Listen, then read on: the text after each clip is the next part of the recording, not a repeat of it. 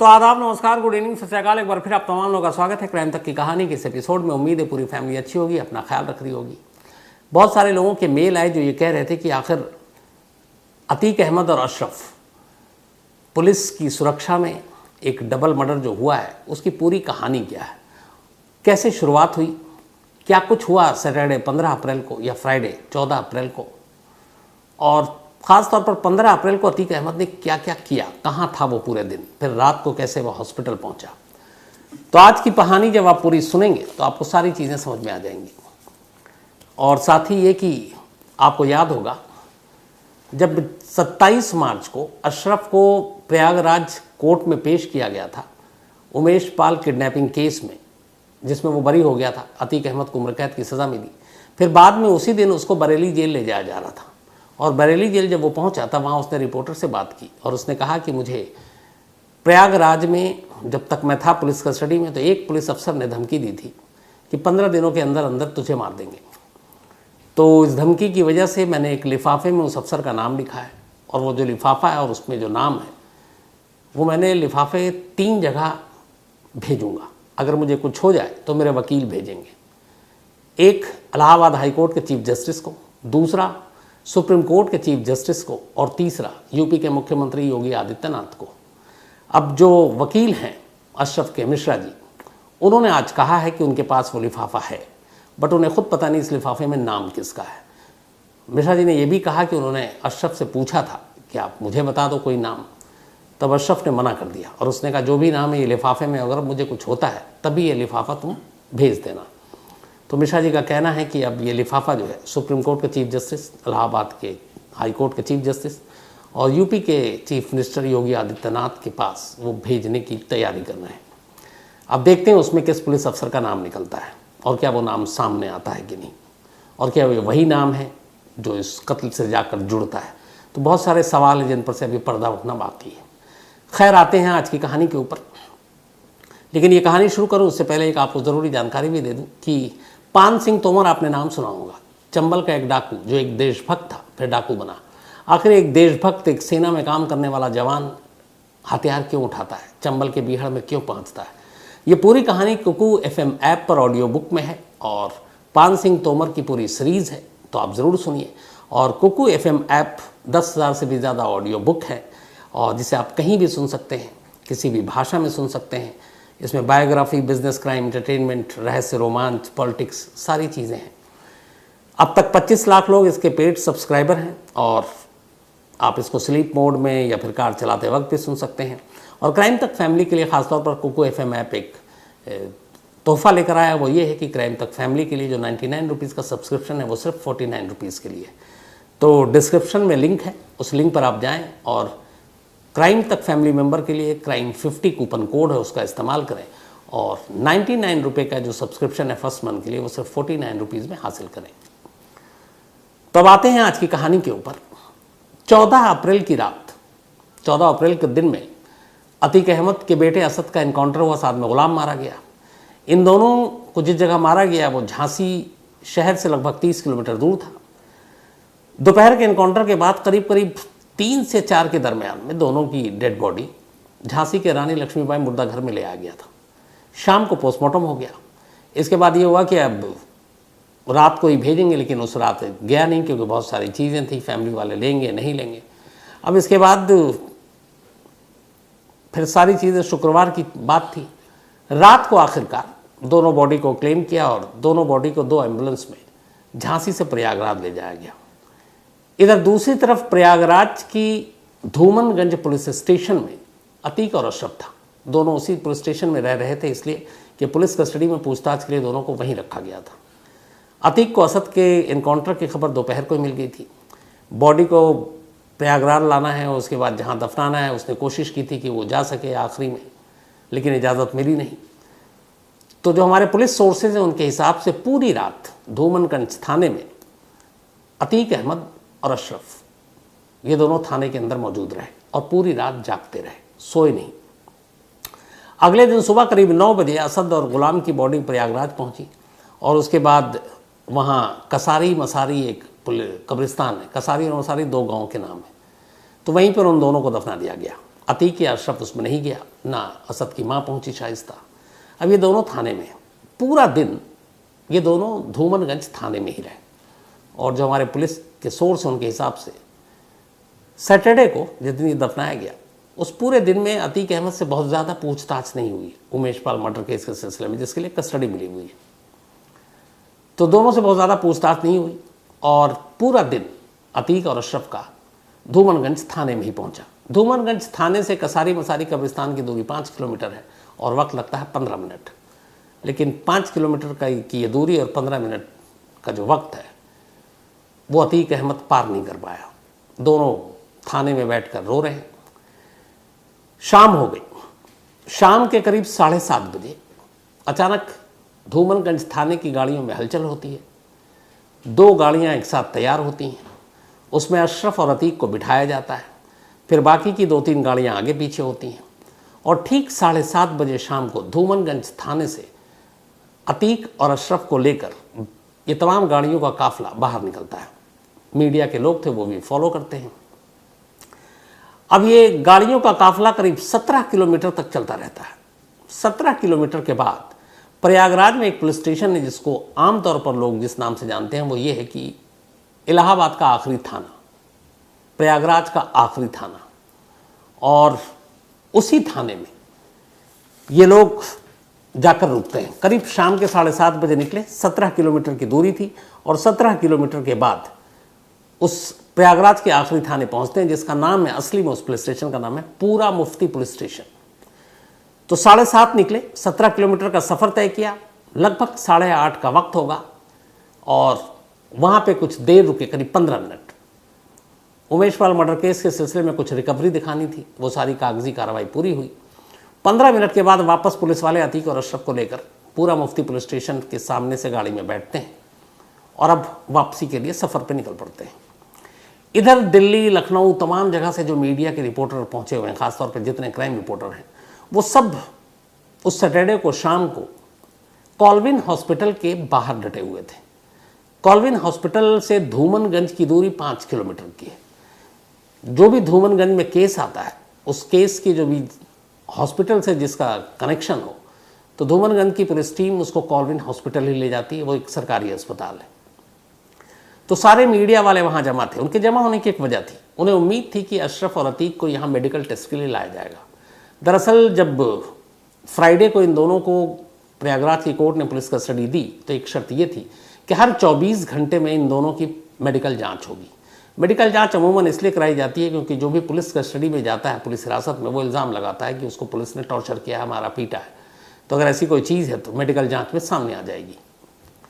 तो यह कोर्ट का आदेश था, पुलिस को मानना था। 14 अप्रैल को भी जिस दिन ये ऑर्डर आया था उस रात भी पुलिस की टीम धूमनगंज की कॉल्विन हॉस्पिटल गई थी अतीक और अशरफ को लेकर, और वहाँ मीडिया के लोग भी थे।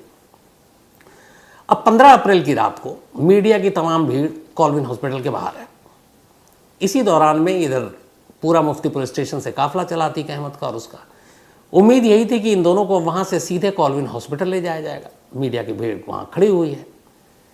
लेकिन वक्त बीतता गया और वो अतीक और अशरफ को हॉस्पिटल लाए नहीं। थोड़ी देर के बाद पता चला कि वो हॉस्पिटल नहीं आए, वो तो धूमनगंज थाने पहुंच गए। अब धूमनगंज थाने में हमारे रिपोर्टर समर्थ श्रीवास्तव और कैमरामैन नीरज मौजूद थे कि यहाँ पे कुछ भी हो सकता है, अलग अलग डिप्लॉयमेंट होता हमारे यहाँ। तो हुआ ये कि अब अतीक और अशरफ ये दोनों मेडिकल टेस्ट कराने की बजाय पुलिस इनको सीधे धूमनगंज थाने ले गई। ये बात हॉस्पिटल के बाहर खड़े तमाम मीडिया के लोग जो रिपोर्टर दिल्ली और ख़ासतौर पर लखनऊ से थे उनको पता चली। तब तक टाइम हो गया था करीब 9:15, 9:20।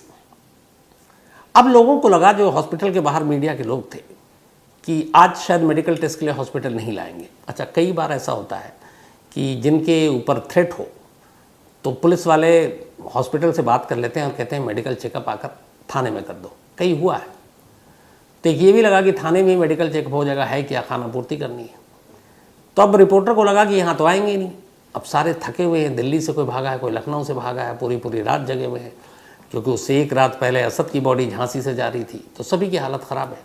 तो जब लगा हॉस्पिटल आ नहीं रहे, अब वो थाना पहुँच गया है, तो थाने में तो कोई है नहीं, थाने में आप शूट भी नहीं कर सकते, उस कमरे तक आप नहीं जा सकते। तो हर एक को लगा चलो थके हुए भी हैं, अब आराम करते हैं। सभी अपने अपने होटल लौट गए। अब कॉल्विन हॉस्पिटल के बाहर मीडिया की भीड़ नहीं है, शांति है। कुछ लोकल गिने चुने जो हैं मीडिया के, वो वहाँ पे अपना चाय पी रहे हैं और खड़े हुए हैं कि थोड़ी देर और रुक जाते हैं, क्या पता आ जाए। अब हमारे रिपोर्टर समर्थ इस वक्त धूमनगंज थाने में, जो पूरा मुफ्ती पुलिस स्टेशन से अब ये काफिला वहाँ पहुँच चुका है। अब समर्थ का भी है कि थोड़ी देर थाने में रुकते हैं, उसके बाद वो भी निकलेगा, वो भी थका हुआ है, लखनऊ से पहुँचा है प्रयागराज। और ये वही समर्थ है जिसके बिल्कुल करीब से गोली चली, जिसने नंगी आंखों से देखा। अचानक करीब 10 बजने वाले थे, 9:50-55 हो रहा था, बल्कि 10 बज चुके थे।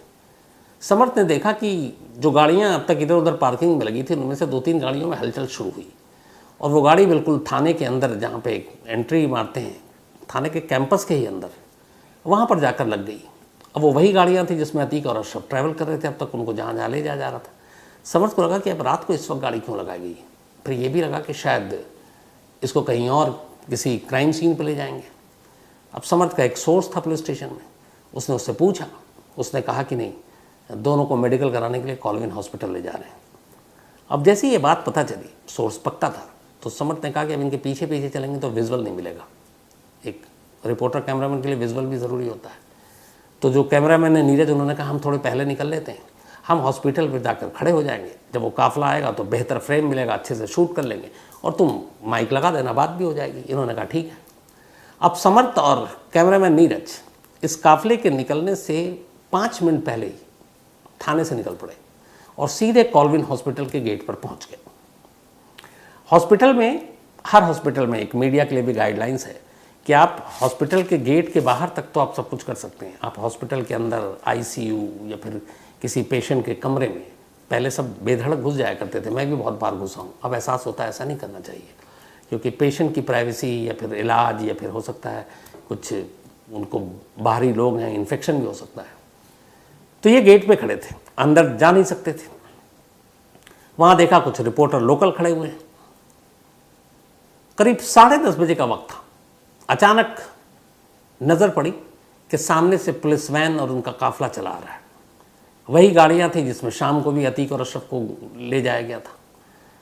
अब उसने देखा कि 2-3 गाड़ियों का काफिला सीधे गेट के पास आया, ये दोनों तैयार हो गए। अब उनको उम्मीद यही थी कि गाड़ियों का काफिला सीधे हॉस्पिटल के गेट के अंदर जाकर, जहाँ से सीढ़ियाँ शुरू होती है, जिसके बाद आप सीधे कमरे में पहुँचेंगे मेडिकल टेस्ट के लिए, वहाँ रुकेगी। पर उन्हें उम्मीद नहीं थी कि ऐसा नहीं होगा।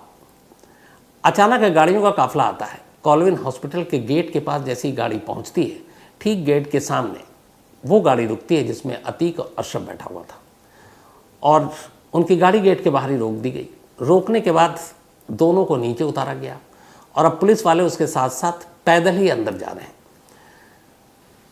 उस गेट से कॉरिडोर तक की दूरी करीब 25 कदम की है, लेकिन ये दोनों करीब 8-7 कदम चले होंगे कि तभी तमाम रिपोर्टर थे। अब आप हॉस्पिटल के अंदर तक जा नहीं सकते, तो उतनी ही देर में आपको काम करना है, बात करनी है। समर्थ भी ट्राई कर रहा है।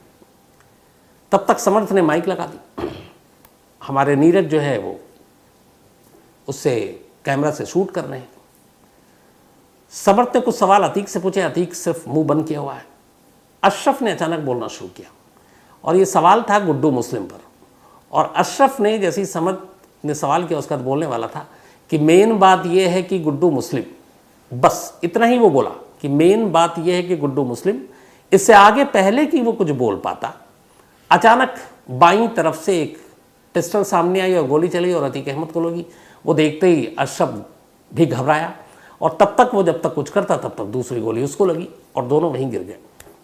उसके बाद की आपको कहानी सारी पता है। अब वापस कहानी पे लौटते हैं। तो गेट से 25 कदम की दूरी है अंदर तक, लेकिन इन दोनों को गेट से पैदल ले जाया गया गाड़ी रोक कर, और गाड़ी बहुत आसानी से अंदर तक जाती है और इससे पहले भी जाती रही है। अब सवाल ये है कि अगर अतीक को थ्रेट है, जो कि यूपी के लॉ एंड ऑर्डर एडीजी जो है अपने प्रशांत कुमार, उन्होंने भी कहा है, तो फिर पुलिस की गाड़ी हॉस्पिटल के अंदर तक क्यों नहीं गई? अगर वो ले जाते तो शायद ले जाने के बाद आपको पता है समर्थ भी वहाँ तक नहीं पहुँच सकता था, लेकिन गेट के पास मौका था जर्नलिस्ट को, मीडिया को। तो ये किसके कहने पे गाड़ी गेट पर ही रोक दी गई, जबकि बहुत चौड़ी सड़क है और तमाम गाड़ियाँ, इमरजेंसी, इवन पुलिस के कस्टडी में जो अक्यूज़ होते हैं उनको भी वहाँ ले जाया जाता है। तो वो गाड़ी अंदर तक नहीं गई। अगर वो गाड़ी अंदर चली जाती तो मीडिया वाले अंदर नहीं पहुंच पाते, और मीडिया के साथ साथ वो जो 3 हमलावर मीडिया वाले बन कर आए थे वो भी वहाँ तक नहीं पहुँचते। वहाँ पे फिर क्या होता कि आप सीधे सीढ़ी के पास गाड़ी रोकते, वो उतरता दोनों, और उसके बाद चेकअप होता, और चेकअप के बाद वहीं गाड़ी में बैठता और फिर बाहर गेट से आता। तो अब चलती गाड़ी में तो अटैक हो नहीं सकता था। तो अब यहाँ पे सवाल हो रहा है कि आखिर गेट के बाहर गाड़ी रोकने का फैसला किसका था? अगर गेट के अंदर ये गाड़ी चली जाती तो शायद हमलावरों को मौका नहीं मिलता। ये तो रही पहली चीज़। अब दूसरी चीज़, इस हॉस्पिटल जो कॉलविन हॉस्पिटल है, इनके मुख्य चिकित्सा अधिकारी चीफ मेडिकल अफसर CMO, इनका बयान आया, कुछ चैनल ने इंटरव्यू किया। तो CMO का कहना है कॉलविन हॉस्पिटल के कि 15 अप्रैल यानी कि सैटरडे को जिस दिन ये इंसिडेंट हुआ, उस रात 10 साढ़े 10 बजे अतीक अहमद और अशरफ को इस अस्पताल में लाया जा रहा है, ऐसी कोई इन्फॉर्मेशन उन्हें या हॉस्पिटल को नहीं दी गई। जबकि नियम ये है कि जब आप किसी आरोपी को, किसी मुजरिम को, मुलजिम को आप पुलिस कस्टडी में ले जाकर मेडिकल चेकअप कराना होता है तो पहले अस्पताल को पहले से बताना पड़ता है, ताकि अस्पताल वाले उसका इंतज़ाम करें। बाकी मरीज़ देख कर कहीं हड़कंप न मच जाए, सुरक्षा को लेकर ख़तरा ना हो जाए, और सब कूलली हो, उनको प्रायोरिटी देकर जल्दी निकाला जाए। तो इसके लिए हॉस्पिटल को बताती है पुलिस, जिसकी कस्टडी में है, कि हम इतने बजे इसका मेडिकल चेकअप के लिए आपके पास ला रहे हैं। लेकिन 15 अप्रैल को पुलिस ने बिना हॉस्पिटल वाले को इन्फॉर्म किए इन दोनों को ले गई। जबकि इससे ठीक एक दिन पहले 14 अप्रैल को जब मेडिकल चेकअप इसी हॉस्पिटल में हुआ तो बाकायदा इसी पुलिस ने हॉस्पिटल को इन्फॉर्म किया था कि हम अगले 15 मिनट में अतीक अहमद को लेकर आ रहे हैं, और वो 15 मिनट के बाद पहुंच भी गए।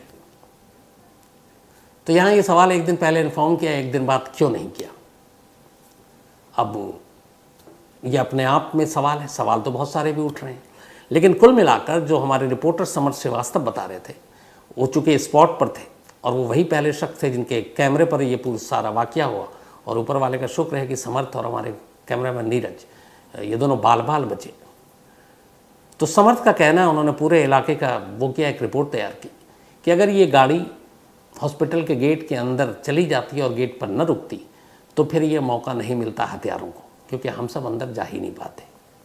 ये तो रही ये पूरी क्या कुछ किया उस दिन, जिस दिन ये अतीक और अशरफ को मारा गया था, तो उस दिन की ये पूरी हो गई। अब दूसरी कहानी पर आते हैं, इसी के जुड़ा हुआ है जो, उसके लिए आपको ये बाइट मैंने दीपक से कहा भी है, ये बाइट आप सुन लीजिए जो अशरफ ने बरेली लौटते वक्त प्रयागराज से ये बात कही थी। पहले इसको सुनिए।